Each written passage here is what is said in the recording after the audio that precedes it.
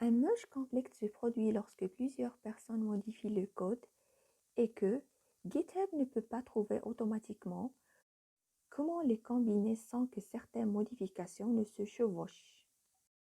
Un merge conflict se produit lorsque plusieurs personnes modifient le code et que GitHub ne peut pas trouver automatiquement comment les combiner sans que certaines modifications ne se chevauchent.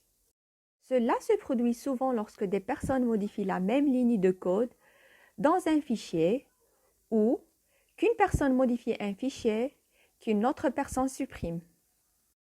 Dans ces scénarios, GitHub ne peut pas déterminer par lui-même quelle version de code des utilisateurs conservent.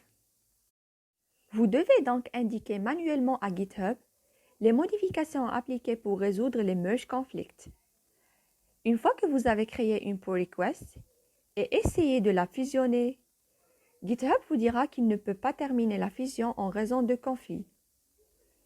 Si tel est le cas, une personne devra modifier ses fichiers locaux pour se débarrasser des conflits et repousser une version de code vers GitHub.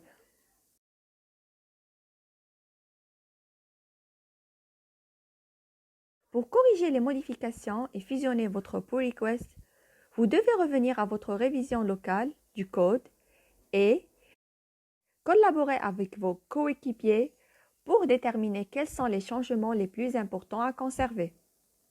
Après avoir résolu tous les conflits de fusion, vous pourrez fusionner les pull requests comme vous le feriez normalement. Merges conflicts se produisent souvent, donc il est mieux de se familiariser avec eux et de s'entraîner à les résoudre sans perdre de code important. Ainsi, toujours rappelez-vous que si vous rencontrez un merge conflict, communiquez clairement avec le code de la personne impliquée et déterminez quels sont les changements les plus importants à conserver.